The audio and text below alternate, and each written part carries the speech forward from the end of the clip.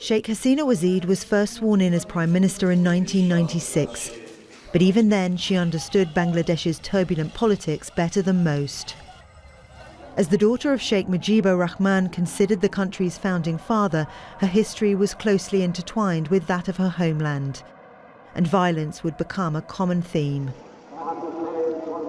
In 1975, Mujibur was serving as president when he was assassinated along with most of his family in a military coup.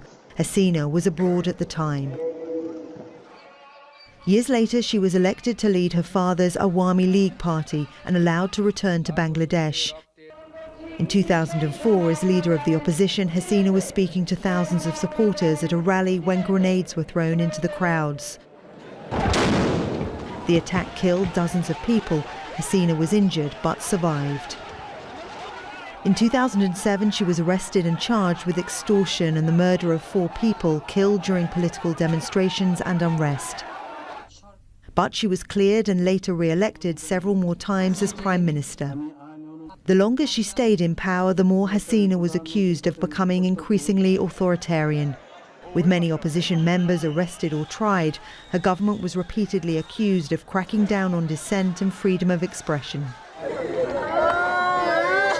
In 2017, during Hasina's third term as Prime Minister, a crackdown by Myanmar's military against Rohingya Muslims led to hundreds of thousands of Rohingya fleeing to neighbouring Bangladesh. In the early days of the crisis, Hasina visited a refugee camp in Cox's Bazar, expressing sympathy and solidarity. My family was assassinated. We were abroad. We had to live as refugees abroad for years. So we know the sorrow and pain. During her leadership, Sheikh Hasina was credited with overseeing both rapid social development and economic growth in a country that's home to more than 170 million people. But critics and opposition leaders said the growth favoured the country's wealthier classes.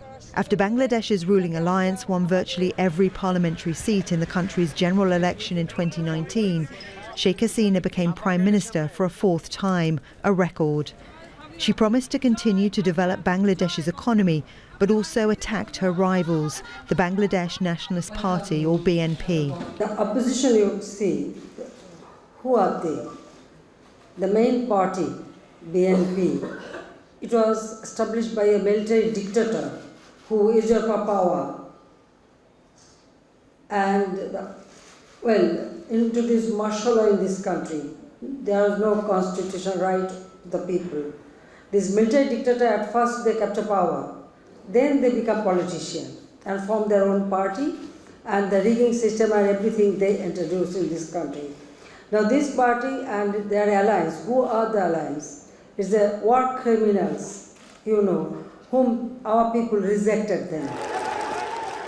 In 2023, opposition supporters took to the streets to demand Hasina's resignation and for her not to contest the 2024 election.